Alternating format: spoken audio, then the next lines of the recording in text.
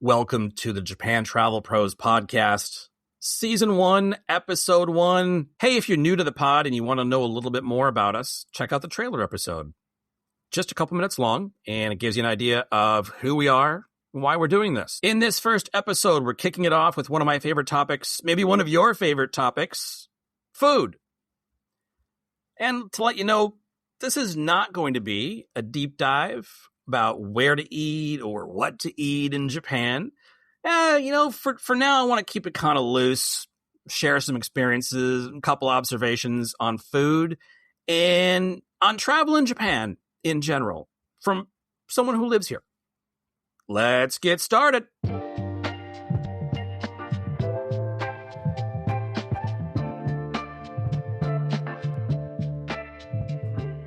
Hey, it's Ari at Japan Travel Pros. Thanks for checking in.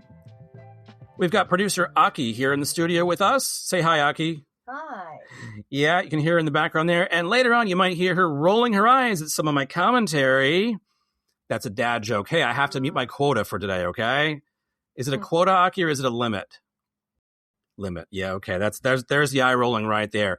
To let you know a little bit about us, Aki is also the co-founder of Japan Travel Pros, as am I. And you'll hear a little bit more about that later on in this episode. But first, as promised, we're talking about food today. But before we sit down to the table, I want to back up a little bit. Because this is about something bigger than food. I know, right? What could possibly be bigger than food? Well, hear me out. See, I think Japan just might be a different kind of destination compared to other places you've been before. For example, a lot of our clients have been to Europe. Right? They've been to France, Italy, Spain. Those are all places that have been major tourist destinations for a long time, right?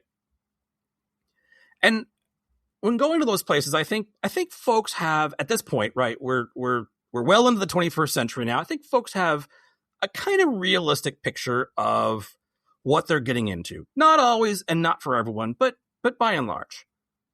So, okay, for example, if you go to Paris, right? Are you expecting it to be perfect?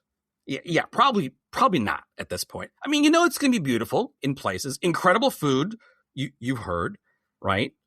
All the museums, the neighborhoods and the cafes, all of that. But you've also heard things, haven't you, about Paris? If you haven't been, like you know it's real. Any city is real. You've traveled even for a little bit or a lot. You know that wherever you go, there's no utopia. And there's always an underside. So you figure, okay, Paris, it's probably going to be a little dirty in places. I've heard about dog doo-doo here and there. It's true, by the way. You've heard that there are pickpockets. And there's going to be some great food, but maybe not every meal is going to be life-changing. You've heard some areas of Paris are touristy. And you know that some people might be friendly, but others, not so much. Same thing with Rome, since we're talking about France and Italy here in this metaphor. Rome, okay, you go there for the history, the food, the architecture. Are you going to be shocked to discover that Rome is a real place with real traffic and crowds and pickpockets? No, right? You know what's going on. And you might even get some mediocre food in Rome. My friends there are going to be really upset about this, but no, it's true. Like if you're not looking out for the warning signs, you might fall into a tourist trap. That could be Rome, that could be Paris, that could be London, that could be Barcelona. And you probably have a pretty good idea. I'm guessing. I don't know you personally, the listener, but I'm guessing here. You've got some traveler intuition, right? But with Japan right now, we're seeing something different happening. And again, not for everyone, but with a lot of folks. Japan is still in this rose-colored travel zone. People visit with that rose-tinted, that rosy haze. You know what it is. It's the travel high.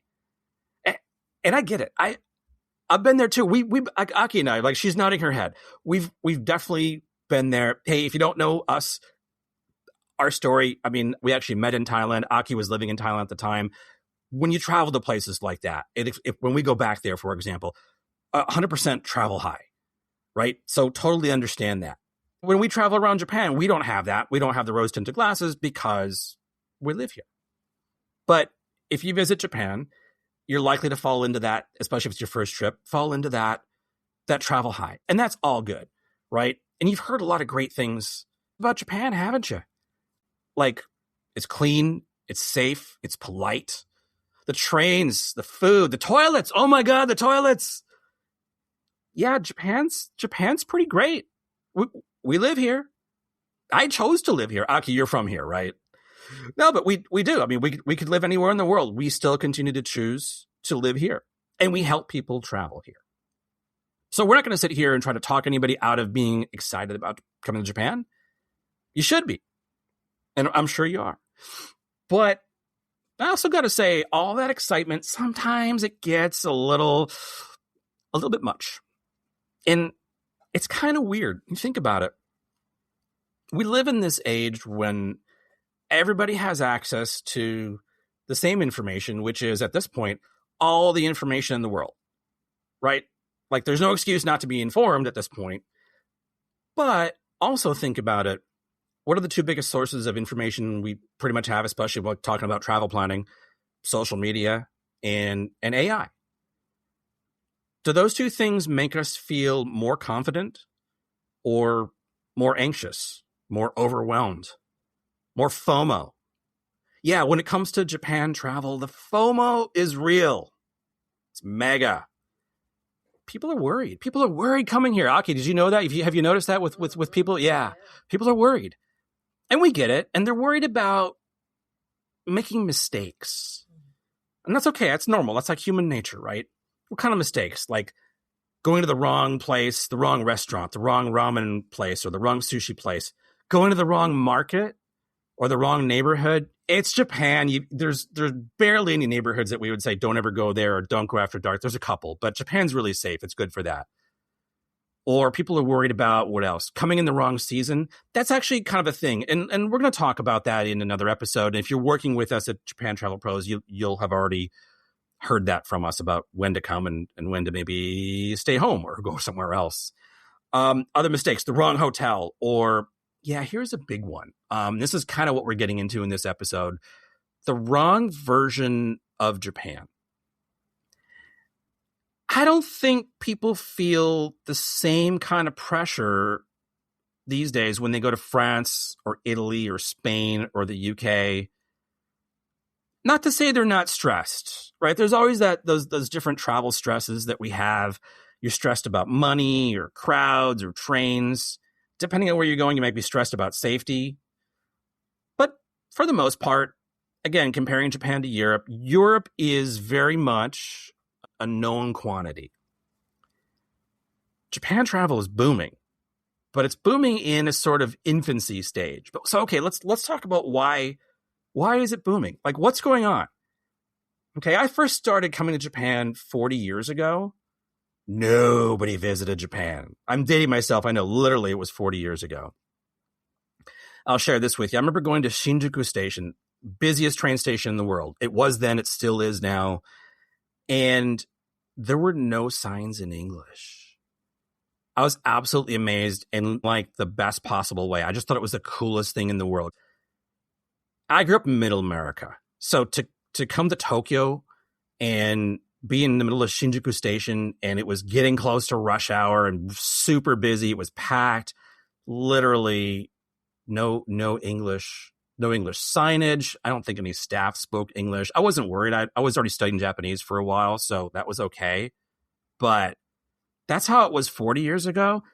And that's kind of how it was 30 years ago. Well, we started to see more English, right? Okay, there was more, I mean, the signage came in and there was more staff maybe in hotels over time, but nobody really started to visit here until the late 2000s, the early 2010s. 2012 is the time actually that we're talking about on the timeline where there's a few things happening. This is a podcast. We're not doing this in video, so I have to give you a visual graph, but in conversational form. So, hey, dear listener, imagine 3 lines on a graph moving from left to right and moving from bottom to up, and up like a rocket ship because they're all moving in the same direction, which is up, up, up. So the first line on the graph is the exchange rate. And we're talking, for our purposes here, about US dollar to Japanese yen. And at the time it started, I mean, I've seen it go from 150 down to 75 and back up to 150. It's 160 as we're recording this, but it bounces around. But back in 2012, it was still under 100. So it was what they call in Japanese endaka. Endaka means high yen, literally. So if you were traveling to Japan, Japan seemed like a very expensive country. That was one of the biggest reasons why people didn't travel here that much. There were others, such as the language, or it was far, or it was expensive to fly here, or it just seemed like it was too different, too far out of the way. And we were talking about this the other day, weren't we? It wasn't cool. I'm not saying it was uncool, but it didn't have that luster, that cool. I mean, literally, the government started the program a while back called Cool Japan. Who was it? Was it Abe that started it or somebody else? Anyway, the government started a program called Cool Japan, literally. And they've done a pretty good job with making Japan cool. Now, they're not the only ones responsible. And we're going to talk about that in terms of why this is happening. Again, I know it's an episode about food, but we're using we're using food as a vehicle, if you will, as a metaphor for a larger thing. So the first line is the exchange rate. It starts to go up in terms of the yen going from endaka to the middle to a balance level. And now it's in something called enyasu, which means cheap yen. And in the last few years in particular, the yen's become really cheap. Now, depending on when you're listening to it, maybe it swings back as exchange rates often do. But for now, anyway, we're definitely seeing an enyasu period, a time when you can come to Japan. Japan is a great value. But that's not the only thing. That's the first line.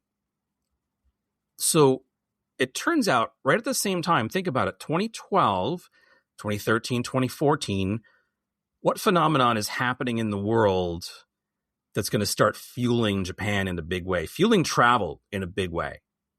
And social media, right? Now, Facebook was actually, I know you're going to say Facebook was around from 2007, 2008. Yes, that's true.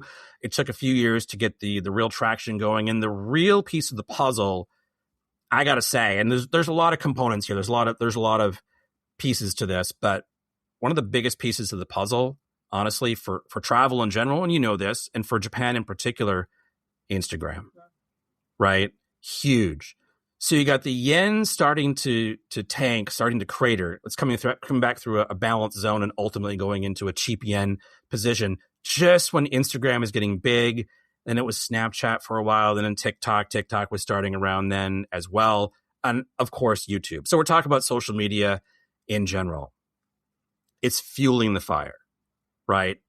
And when you think about it, I mean, shorts, reels, stories, travel creators, food creators, Japan creators, all of it. There's some really good Japan-focused content creators out there, by the way, and I'd love to have some on our pod at some point.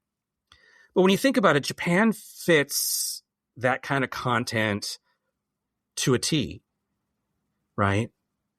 Neon streets and bullet trains and cherry blossoms, fall colors, sushi, ramen, wagyu, Konbini. The famous Konbini, right? The convenience store. We're going to actually talk about that today. Visually appealing, to say the least. And it sounds good, too, right? You hear Japan is safe and clean, orderly, quiet, respectful.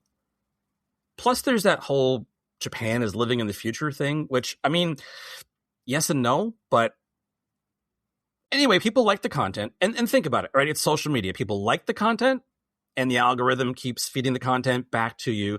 It is depending on how you look at it, it's a vicious circle or it's a virtuous circle. But anyway, that's the circle. And so you know the drill. So that's line number 2. We've got the yen tanking. We've got social media taking off.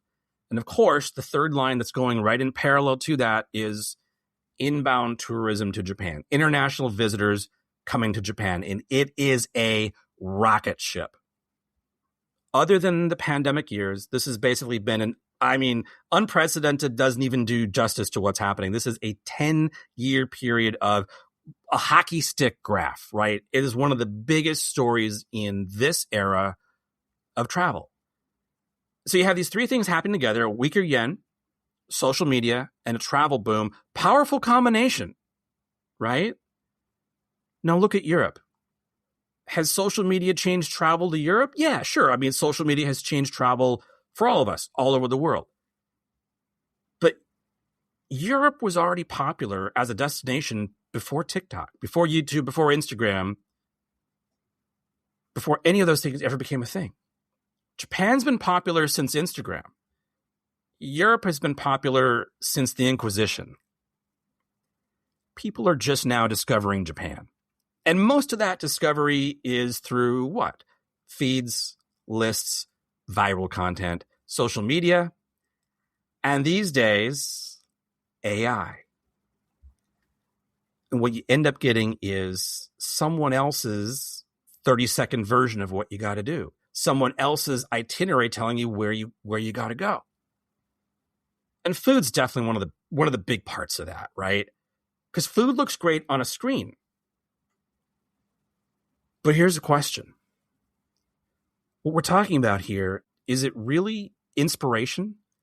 Like we all say that, I go to TikTok for inspiration on where to eat when I travel. I go to YouTube for some inspiration on where to choose, where to go, what destinations to pick. Is it though? Is it inspiration? Or is it more like, are we just using it like an instruction manual? Eat this, go there, try that amazing thing. Don't miss this market. Don't leave Japan without having, whatever. Because long before departure day, your trip is already looking jam-packed. And it's fueled by FOMO. So let's see if we can loosen that up a little bit, okay? Again, like we said at the top, this is not going to be an in-depth look at where to go or what to eat or even how to order.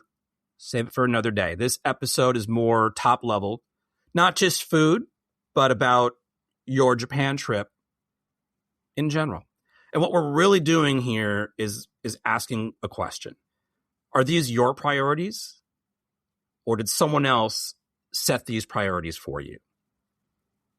We'll take a closer look, starting with Japan's famous convenience stores right after the break. Hey, real quick, if you're planning a trip to Japan right now and your browser looks like a jigsaw puzzle, we can help.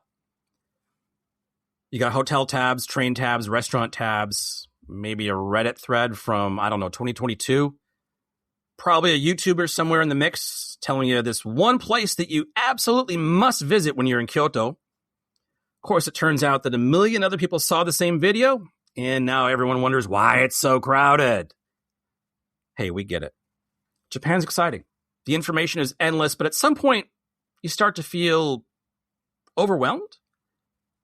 That's where Japan Travel Pros comes in. Clients around the world count on us for local Japan expertise. We give you context and judgment. You get a Japan trip that feels right for you. Want to hit the ground running? Go to japantravelpros.com/plan and schedule a consultation. All right, let's get back at it. As promised, we're talking about Japan's famous convenience stores. You've heard about them. You've seen them on YouTube. You've seen them on TikTok Reels and Instagram stories and everything else. Are they great? Are they overrated? Let's find out. You know what? It's all in the eye of the beholder, just like anything else in life and anything else in travel. But I want to start with the positives. Let's talk about merito and demerito, as they say in Japanese, right, Aki? Yeah. The pros and cons. So, convenience stores in Japan. So, first of all, you've probably heard about them, and you've heard comparisons to look what 7-Eleven Japan is doing. You'll never see this in a 7-Eleven US, and that's absolutely true. Because 7-Eleven in the US is now starting to copy certain elements of what 7-Eleven Japan does. Like, you can actually get a tamago sando, the famous egg sandwich. You can get a version of it in the US. Japanese people have been looking at this and going, that doesn't look right. But you can get something. Also, it costs like $6 or something like that. 3 or 4 times what this will cost you in Japan. But okay, apples and oranges. So backing up a step, 7-Eleven came to Japan and got so big that 7-Eleven Japan, as a subsidiary, became the parent company of 7-Eleven in the US, actually bought it out. That's how big convenience stores are in Japan. And it's not only 7-Eleven, it is Lawson and Family Mart, and there are others. So convenience stores in Japan serve a purpose, right? They're all over the place. They're basically open 24/7. Not always, not locations, but chances are, if you're in the cities, if you're visiting Japan, you're in the cities, you're going to see it open where you want it and when you want it, and that literally is why it's named convenience store. It is super convenient. Konbini is bendy, right? It's convenient for sure. So that's great. Now for Japanese, where like you're living in Japan, we'll use a konbini to pick up bread, for example, or eggs or something, a quick fruit or something like that we just don't have at home right now. And the supermarket's not open, because we're going to talk about supermarkets and other places next. But the konbini is super convenient for that. It's also good for grabbing something on the go. You want a coffee? Yeah, pretty decent coffee. You want a quick bite to eat if you're having a road trip or you're heading out for the day and it's early in the morning. Actually, let's talk about that. So if you're visiting Japan, you're going to notice pretty quickly you've got a couple of options for breakfast. Number one is your hotel. And if you're booking a hotel room, a hotel rate that includes breakfast, great. But maybe you didn't. And so you go out and about, you leave the hotel, you look around, and you realize there's nothing open. Like even the bakeries, even in Kyoto and Tokyo and Osaka, they don't open until average, 8 o'clock? Sometimes 9, sometimes 10. Bakery. Problematic, right? So what do? Now you're looking for breakfast. Konbini. And it works out really well for that. Is it gourmet? No. It's basically fast food. Let's be honest. That's basically what it is. It is made to be convenient and consistent across the board. The food is usually put together at some type of, maybe it's not a factory, but it's some type of offsite location, major commercial kitchen type of place. The food's going to be safe. It is definitely put together and cooked, if you will, to not have bacteria. Aki, does the konbini food have chemicals in it to keep it, quote unquote, fresh all day? Yeah, she's nodding her head. That's a big yes. And that's something that, again, factually, I think we can say that, and you can make your choices, but it's good to know that. So it is safe, it is reliable, it is convenient, it is consistent, and it is open at 6 a.m. or 7 a.m. or 8 a.m. when you can't find anything else. So that's great. And what are some good things, Aki? What are some good things to eat at a konbini in the morning, like for breakfast? Onigiri, toka, bread. Yeah, bread's a good one. Those are big ones right there. Is there anything that they have fresh in the case? Some stores you'll see a nikuman or yeah, so different buns. Okay, so onigiri are rice balls, and they come in all sorts of different flavors. They're usually wrapped in seaweed, but the konbini are really good about wrapping it so that the seaweed stays dry. When you open it, you put it on the rice ball just before you eat it, so it stays nice and crispy. There's one of those genius Japanese inventions right there. So onigiri comes in all different kinds of flavors and with all different kinds of, not toppings, but stuffing inside anyway. And then nikuman is a bun, like a pork bun. There are different types of, like you mentioned, beans. So there's that. You can get bread, you can get pastry, you can get different things. And yeah, super convenient. It's good on the go. Coffee for sure. So that part, I think, is good, and it's in line with what you've heard. But then on top of that, there's a lot of hype about konbini being gourmet, or I'm not sure where to go with that one, but I mean, no. You can get salads. Yeah, if you're a vegetarian, that's actually, they do have like little salads and things available. Fruit in a cup, different things like that. But is the ramen available, or the sushi available at a konbini? Is it restaurant quality? Is it Michelin quality? No, absolutely not. Should you be eating most of your meals in a konbini in Japan? This is up to you. Food is really subjective, and we're going to share our opinions, but for the most part, what we found with our clients is they hit it up for breakfast if they haven't booked breakfast at their hotel, and then they move on. But you know what? On the other hand, if you're out in the evening and you're having a good time and you come back on that last train and you stop by one of the konbini, maybe a 7-Eleven, maybe a Family Mart, and you get the tamago sando, the egg sandwich, and you walk up to the register and you ask them for a famichiki, the fried chicken, and you grab a strong zero, which is a highly alcoholic carbonated beverage, and you take that famichiki and you stuff it inside the egg sandwich, and that's your midnight snack and your guilty pleasure. More power to you. We're not going to sit here and judge that, okay? So all this to say, go in with your eyes open, take it for what it is. You have the permission and here's a word that might get us in trouble. We'll talk about it. You have the permission to make your own choices and to draw your own conclusions. If you go to a Konbini once and you come to the conclusion that it's just fast food and there are better options out there, you have the permission and, dare I say, the duty to yourself to go explore other options. But if you love it, then go back again and again, whether it's breakfast or a midnight stack or anything between. The Konbini can be really good, but you don't have to go there because of the hype. Go there because you like it, or go there, figure out it's not for you, and move on. All right, we're back, and we're talking about food in Japan. And we've been talking about the Konbini, which is great in and of itself, but also a little bit hyped up. No, it's a lot hyped up. And something else, there's another place. Aki knows where I'm going with this one. You're already smiling. Okay. So there's another place in Japan that also exists outside of Japan. Depending on where you're coming from, you may have seen this in your hometown or in other places that you've traveled. It's actually the largest. I think they're now the largest ramen chain in the world, and which also means they're probably the largest ramen chain in Japan. And chain doesn't have to be a bad thing. I want to be really clear. Chains can be really good. They're often local or regional chains, for example, and the restaurants are small. It's hard to expand your restaurant. So you start small, and next thing you know, you have 2 or 3 locations, you have 5 or 6, and it's not uncommon to see a chain going, and they're really consistent. One of our kind of guilty pleasure eats is a chain, 2 of them, in fact, Kokoichi curry, and they're national, they're worldwide now, actually, and also Marugame udon.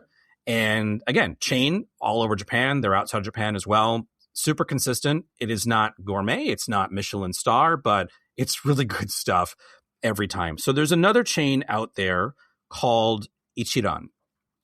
And again, just like the Konbini, I want to treat this with the pros and cons, and to give you the upside and potential, if not downside, then maybe some potential reasons why it might not be for you. And full transparency, it's not for us. We've decided that. We've eaten at Ichiran. It's not our jam. It's not our thing. And we like ramen. We like ramen a lot. You're going to hear me pronounce this a couple of different ways. Ramen is the Western way. Is that the American way to say? Aki's like, yeah, no, don't say it. Ramen is the right way to say that in Japanese, of course, ramen. But ramen has become a word in English. And if you're like me, you may have eaten ramen in a package from the grocery store for like 20 cents a pack, and something that you can make really cheap. And especially when you're in college or university, or you're a single person living on your own, it's super cheap and super easy to make and not worry about it. So this is not that. This is ramen. And you may be a ramen fan yourself, or a ramen aficionado like us. So ramen is big all over Japan. And Ichiran is the biggest of the chains. It is tonkotsu ramen, which is pork bone broth. And Ichiran does it in its own way. It's become very popular. I would definitely say there's a marketing aspect to it. But wherever you go, anytime you see an Ichiran, and unless it's like 3 a.m, there's probably a line. Ichiran is unique in that when you go in, you're not seated at a table. You're seated at what looks like a study hall, library, or high school, college study hall. If you're from the States or Canada, study carrel, if you will. It has walls on little half walls on either side, and you're basically seated in a little booth or a box. And a curtain comes up and somebody brings you your food. You order at a machine. They have these little cards that you can hand to your server to say, I want some water, please, or I want more noodles for my broth. Did you notice there's a card there, Aki? There's one of the cards you can hand your server to say, it's too noisy in here. Please turn down the music, or please tell people to be quiet. Literally, it is a restaurant made for introverts. And you may be one listener, or maybe you're not, but it's an experience. It's a unique experience. You might want to try it once. But if you try it, it's good to know going in. There's usually a line. And depending on where you go, if you go to the one in and they have many, but if you go to the one in Osaka, for example, or Kyoto or Tokyo, you're probably going to be among tourists, and potentially tourists only at that point, where it's just one of those places. And if you go as a group, you're not going to be able to sit together. You'll be seated perhaps side by side, perhaps separately, with a wall in between. And you're there to just focus on your food and then get out. Now, the food itself, as I mentioned, food is very subjective. And personally, as I said, we decided it's not for us. But if you go, decide for yourself. And this is going back to what we talked about, the same with regard to Konbini. Same goes for Ichiran. Decide for yourself. You don't have to worry about the hype machine and what they say. We've definitely seen many of our clients will have, look, everybody knows somebody who just got back from Japan or is in Japan right now. It might be a friend or a family member or a coworker, and you're going to get recommendations. Once you tell people, hey, I'm going to Japan, it's like, great, I got a perfect place for you to go. And sometimes that place ends up being Ichiran. And we make a little face when we're on the call, we're on a Zoom call or a Google Meet. And then we have to explain ourselves. And it's like, hey, no, you should go for yourself and check it out. Here's what it is. Here's what it isn't. Now, so all that to say, again, you have the permission to go to Ichiran. Don't feel shame about it. If you go to a certain travel forum, Reddit, that if you mention I went to Ichiran and I liked it, they might try to shame you. And don't worry about that. If you go and like it, great. Also, if you go and hate it, that's good too. I mean, that's fine. Now you know where you don't have to go back to. You don't have to stand in line. What we can tell you from our experience is, for example, the Ichiran that's near us, right around the corner and within a 2-block radius, there are 3 or 4 good local independent ramen shops that don't have a line or don't have a long line. And in our opinion anyway, serve up much better food. And that's probably true for pretty much any Ichiran that you go to anywhere in Japan. But like I said, food, really subjective, and it's going to be that way with Ichiran. So know before you go with eyes open and decide for yourself. Welcome back. We're talking about food in Japan, and I want to move on to a topic that is, again, kind of controversial. You're going to hear all sorts of opinions all across the board, and that is markets. So if you've traveled quite a bit around the world, you might be a fan of markets in different countries. So if you've been to Southeast Asia, for example, or Latin America, many places in Europe as well, the markets are great, right? And it's very much a sensory experience in terms of getting all the smells and all the tastes and all the sights and the sounds and all of that, right? Not to say that Japan's markets aren't any of that, but they're also not that. They're different. And I want to set your expectations the right way for a few different reasons. So there are 3 big markets you may have heard of. There is Tsukiji Market in Tokyo. That is the fish market, the long-standing fish market. There is Nishiki Market in Kyoto. And then there is Kuromon Ichiba, Kuromon Market in Osaka. These have been around for a long, long time. Nishiki itself has been a part of the Kyoto food scene for hundreds of years. I don't know, Aki, how long? 300, 400 years, something like that. Kyoto's an old city, and Nishiki has been a part of the fabric there for quite a while. Now, the difference is, and it's kind of sad to say this, but I think we have to be realistic. And again, we talk about having eyes open. So in the last 10 years, that same 10-year period, we talk about the travel boom in Japan, the last 10 years are kind of nothing compared to the first 390 years, if it's a 400-year period. This is not that. It has become something that is a shadow of its former self, if you want to call it that, or just a completely different beast. And not to say that that's good or bad or indifferent, but it is definitely different than it used to be. And we're just taking Nishiki as an example there, but Tsukiji is the same. Now, Tsukiji underwent a transformation in the last 10 years. There are still people who come back to Japan and say, oh, I'm going to go have my sushi breakfast at Tsukiji Market because the fish auction just finished, and they'll have the best cuts of fish that were just auctioned and just came in on the boat from somewhere else in Japan overnight, or just came in on a flight maybe from the Atlantic Ocean, which is nowhere near Japan, by the way. But anyway, we won't get started on that. However, it's important to know that Tsukiji is no longer the commercial fish market in Tokyo. That is now housed in a place called Toyosu. It's not far from Tsukiji, but it is not Tsukiji. What's left in Tsukiji is what was and still is called the Tsukiji Outer Market, which is basically stands and stalls that over time became basically for tourists. Let's be honest. And that's not a bad thing. There are still several vendors there who are left over from the old days, and they are serving legit sushi. And this is where I want to start with and say, if you're up at, again, if you have that jet lag going, if it's your first morning or second morning in Tokyo, for example, and you just flew in, you're up at 3 or 4 in the morning, whether you like it or not. And if you want sushi for breakfast, Tsukiji is probably your only option. So go there, right? As I mentioned, the trains start running at 6. You might have breakfast sushi at 6:30 or 7 or 8 or something like that. And that's fine. Are you paying a little bit too much? That's subjective. Are you paying more than you would at another place for comparable quality sushi? Yes. But that's the premium that you pay. As the day goes on, Tsukiji fills up, and it fills up with tourists. And that's okay. There's nothing wrong with that. If you're visiting Japan, you can call yourself a tourist. And that's an accurate term. So why not? Just know before you go. If you look around, you're not going to see locals. By the way, worth knowing that something like 80% of international tourists in Japan are not from North America or Europe. They're from neighboring countries. Taiwan, Korea, China, Hong Kong. And so those will be most of the visitors that you see. So if you don't speak Japanese and you look around, you might think, oh, I'm in a place where there are locals. And then it turns out you're not. But anyway, so Tsukiji fills up.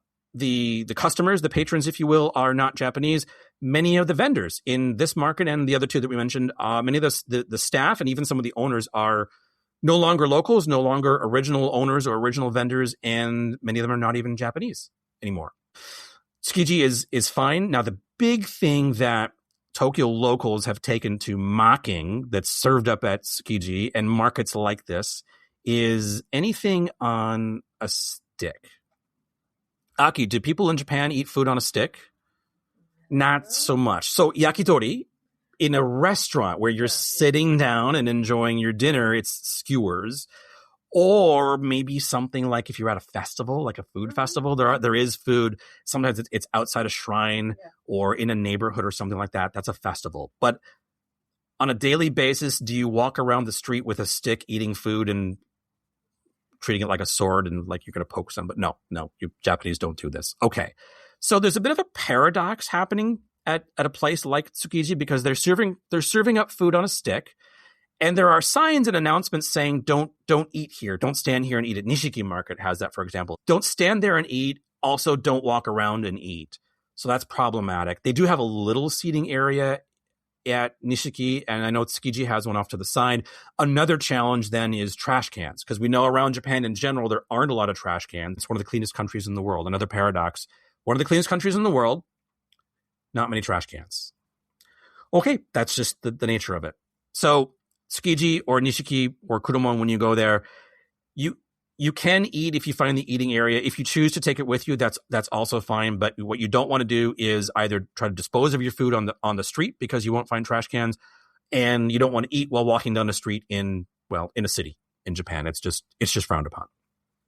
Now, all that to say, go to one of these. Go to one of these markets, pick one, and I think there's a better chance it's going to end up being Nishiki, for example, because it's very well located in central Kyoto, and there's great stuff all around it. The neighborhood around there is great.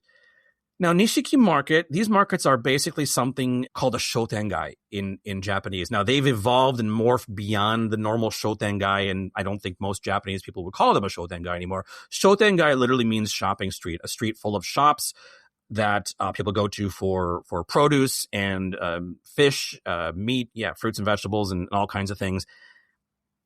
But it is not a market that you may have experienced in Latin America or Southeast Asia or Europe, where the food is all out in the open and it's as I said, a sensory experience. These markets aren't really that, but you will find shotengai shopping streets right around Nishiki Market, for example, in Kyoto. Teramachi is right there. That's a shotengai, and it's a mix of locals and tourists. As you start to walk away from that area, walk west, and you're getting into these local areas of Kyoto, which is great. People talk about over-tourism in Kyoto, and it's real, but you can quickly get away from the touristy areas, and all of a sudden you're back in a local area, and you really feel that old Kyoto atmosphere and that vibe. And eventually, if you walk west far enough, you'll get to a place called Sanjo Shotengai. And that's a really good one. That's a local shopping street. It goes on for several blocks. It's covered. You'll see street food. Now, again, they don't want you to eat there, but they do sell it on the street, as it were. You usually have to go into the shop and get it, but the food is right out, on display. There are a few restaurants there and cafes and things like that. You'll see a mix of locals and visitors alike, but know that at this point, anyway, we're recording it, it's 2026. At this point, it's still a local experience, and that's a good alternative. So that's a good day right there. If you've gone to Nishiki Market, for example, and checked it out, and hey, if you love it and you want to go back for dinner or you want to go back for lunch the next day to Nishiki, then do it. You have permission to do that. I know, who am I being high and mighty here to give you permission? But I think you should give yourself permission to say, I saw the hype, I heard the hype, I read the hype. I'm going to go check it out for myself and I'll make my own call. I think that's what we're telling you should do. So if you love it, great, go back, and maybe you want to go check another one in Osaka or Tokyo when you're there, or not. If you hate it and say, oh my God, I can't believe all the hype I saw on YouTube and TikTok and Instagram. If you decide that it doesn't live up to the hype, then you draw your own conclusion, and that's great. So that's what we're encouraging you to do. And that's the markets in Japan. The question is then, okay, Ari, you set up all of that. Where should I go instead? I'm glad you asked. So we started talking about Shotengai already, the shopping streets. And I think those are great. We definitely encourage you to check out a Shotengai or two or three, pretty much anywhere you go in Japan, because they exist everywhere. So check out a Shotengai and wherever you happen to be visiting. It's almost always centered around a train station. Japan doesn't have zoning per se, not like the West, not like North America, for example, but it has zoning in the sense that they want to have services and transportation within walking distance of where you live. And so that's why these Shotengai, these shopping streets exist. And they're often next to or very near a train station. The next one is, and again, this is more the trend. If you ask the average Japanese person, Aki, how many people do you know that go to a Shotengai? How often do they go? Do they go like once a week, once a month? Once a week? Yeah, most people still going to some store in a Shotengai once every 2 weeks, maybe something like that. Yeah. How often do those same people go to a supermarket? Every day. Yeah, maybe every day. That's right. Because Japanese homes are small, the kitchens are small, the refrigerator is small, and so you pretty much buy what you need. Traditionally, you would buy what you need for the day. So the supermarkets are packed and they're doing great business. Right? They're basically thriving at this point. You can find pretty good food, not only the food that you're going to buy to cook with, but as a visitor to Japan, you can find good prepared food in the supermarkets. Aki, in your opinion, is it better the supermarket food, prepared food, is it better than the konbini? Yeah. Yeah. Okay, fair enough. And again, it's subjective. So if you're visiting Japan, you should go try both. Make the konbini your first stop. Go to a convenience store maybe the night that you arrive in Japan. Check it out. Hey, the supermarket's probably already closed by then, so go to a convenience store. The next day, maybe check out a supermarket. Look at the prepared food. Some of the supermarkets have pretty good sushi. Yeah. And if you go after a certain time, usually around 7 p.m., if you go basically the 1 hour or 90 minutes before closing, they start to reduce the price because they need to get that out the door because that food's going to expire, right? And you'll see that at supermarkets, and you'll also see it at the place we're talking about next. So that's a fun time. It's just as a cultural experience. It's fun to go. There's a staff person, man or woman, walking around with a sticker gun, not a real gun. Those are illegal in Japan. A sticker gun, and they're going through with the stickers, and they're marking the food with 20% off, 30% off, 40% off. And it's a little game that everyone plays. All the staff and all the customers play this game. They'll follow that person who has the sticker gun. They'll look at the product and how much is it? And get 40%. Grab it, and they're like, you'll see people literally like diving in like half off sushi and just grab that product and run to the register and go home and enjoy your dinner. It's a fun experience. So as a visitor to Japan, definitely check that out. Supermarkets are good. You might have to take it either back to your hotel room or onto somewhere like a park or something like that. Now, let's say the supermarket is, as a whole, one notch above the konbini, the convenience store. There's something that sits above in terms of the ranking or the tier levels, I'd say a solid tier up and maybe up at the top tier in terms of this, the retail category, and that is department stores. department stores in Japan are amazing. It depends on where you're coming from. Hearing the word department store, it might sound like a relic, like maybe your grandpa talked about back in the day when he went to that department store and now it's in a defunct derelict mall or something like that. Yeah, no, Japan's department stores are great. They are, if you go to the big ones in the cities, they are like multi-story, sometimes 8, 9, 10 floors.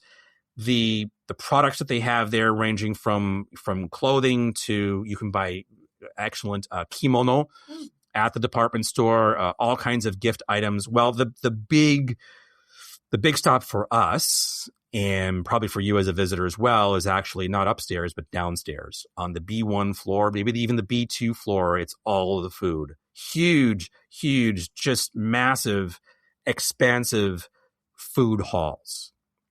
The food just goes on and on. And whether that's in Tokyo, for example, at Isetan department store in Shinjuku, or Tobu department store in Ikebukuro was one of the famous ones. Just a huge display, a huge array of food. In Osaka, it is Hankyu department store. Also, Hanshin has a nice one as well. There are many others, even Daimaru. In Kyoto, there is Daimaru and Takashimaya, for example. Those are the good food halls. And here's a good Japanese word to know. It is actually called a depachika. So this is where Japanese gets kind of fun. Depa is from literally depato, or department store. Depa, you know that already from English. And then chika means below. So it is literally the space below the department store. That's the food hall. Now, typically, again, you can't eat the food there, although some of them do have a little eaten area. Again, you want to take it back to your room or out to another place in a park or a public place where you can sit down, not on the street, please. We already said that's a big thing in Japan. But so what do these depachika have? Well, they have everything in terms of prepared food. They also usually have a section either below, one floor below, or off to the side, which is a kind of grocery store. And you can buy groceries there as well. They'll have butcher counters and fish market and all kinds of things going on. But the prepared foods, it just goes on and on and on. Japanese foods, Western foods. What are some of our favorite things? Fried chicken. Aki's fried chicken is the best, and so I shouldn't say that. But every department store is going to have some good version of a fried chicken. In the Kansai area, the department stores usually have a 551 hodai, which has we talked about nikuman earlier, the pork buns, the steam buns, and those are great. They all have bakeries, really good bakeries. The bakery scene in Japan is great. Now, it's different from France, it's different from Europe, but Japan does bread and pastry very well, as well as sweets, both Japanese-style sweets and Western, if you want to call it that, chocolates and things like that. And then just a vast array of prepared foods. Also a good place to get souvenirs, and always ask, how long does this food last? If you want to bring some souvenirs for folks back home, department store, the Depachika is a great place. Just ask. And many of the staff speak enough English in the big cities especially. And so ask them how long, like what's the date, what's the expiration date, if you will, or expiry date. But yeah, really good for souvenirs. Make sure you have enough space in your luggage. If you don't have enough space in your luggage, go upstairs to maybe the 9th floor, the 10th floor, buy a suitcase at the department store, because hey, you're right there and they sell them and it's going to be a good quality. So yeah, department stores are great. And as you can see, as we just go on and on about it, don't miss it. Don't miss it. Don't worry about, well, yeah, department stores, that those used to be a thing in my country. We don't go there anymore. We definitely still go there in Japan, and you should too. So we talked about the shotengai and the supermarkets and the depachika. There's one other thing I want to talk about in this segment here, and that is local restaurants. So we hinted at this earlier when we were talking about Ichiran. And again, nothing wrong with Ichiran, but I would encourage you to check out some local restaurants. Probably that's something that's not in a touristy area, not on a touristy street. You don't have to go too far. Usually a couple of blocks over, parallel to the street that you're on, there's probably another street that has local shops and local restaurants. They tend to be little tiny places, mom and pop restaurants, if you want to call it that, tiny little hole in the wall type of places. And they tend to specialize in one thing. So if you're from North America, for example, you might be used to restaurants with big menus that let you customize your orders and things like that. That's not the scene in local dining in Japan. These restaurants specialize in one thing. So it might be okonomiyaki, for example. That's it. That's all they do. It might be a curry place. It might be yoshoku, which is Western food, but done in a Japanese way. And even among yoshoku, they tend to specialize in one thing, like hambagu, for example, which is a hamburg steak, or maybe fried things like fried shrimp or tonkatsu or things like that. So local place, you might see plastic food in a window showcase outside, but you might not. If you've got the Google Translate app, good. If you don't, you should download that, because that is super helpful when you're in Japan. And you can usually translate the menu using the camera function on that app and pretty much just point to the menu. There's a pretty good chance that the restaurant staff is not going to speak English. But if you go in open-minded and you say something like, sumimasen, nihongo wakarimasen, you just said, oh, excuse me, I'm sorry, I don't speak Japanese, but you said it in Japanese. They're going to be, 9 times out of 10, they're going to be open-minded and say, hey, come on in, we'll take care of you. Even if all you can do is use hand gestures, if you can point to something on the menu or look over at what somebody else is eating and point to that and say, I'll have what she's having, right? Something like that, you'll get that across. And then sit back and let them do what they do, watch them do it. Chances are the kitchen is an open kitchen right in front of you. You can see them cooking. And like I said, it's usually a mom and pop. It's usually just a couple or one person who's doing the cooking, and that's it. They own the place. It's a tiny place. They set their own hours. Maybe they're not open for lunch that day, or maybe they're closed on a day where Google Maps says they're open. Be prepared for that. But check it out. It's worthwhile. And you don't have to go to a small town to experience it. But if you do, it'll be even better in terms of even a more unique memory. But if you go to a local restaurant in Tokyo, even in Shibuya, even in Shinjuku, just walk a little ways away, walk a few blocks away into a quieter area, and you might be a little scared at first or a little daunted, like, am I going to screw this up? Am I going to make a mistake? What's the worst that can happen? You get served something that you've never eaten before, and you may never eat it again. You may decide that's not for me, but you had it once, and you had it in an independent, local, mom and pop kind of restaurant. You are not going to forget that experience. Short break. If this episode is making you hungry, good. Also, sorry. Food in Japan can send you down a rabbit hole pretty quickly. If you're planning a trip and you want some help figuring out what actually belongs on your itinerary, get started at japantravelpros.com/plan. All right, let's bring it home. So I guess if there's one thing I want to leave you with, it's this. When you visit Japan with open eyes and an empty stomach, you're free. You're free to make your choices. You can go to the Konbini, or a famous ramen chain, or a touristy market. Go there, check it out, enjoy it for what it is, and decide whether that's for you or not. You can choose to go there with eyes open, or you can choose to go literally anywhere else in Japan and experience it your way. That's true for food, and that's true for travel in general. You definitely don't have to let somebody else's checklist become your trip. Thanks for listening all the way to the end. Really appreciate you being here. Season 1, Episode 1 is done and dusted. Be sure to follow us on your podcast app of choice. Stay tuned for the next episode. Safe travels.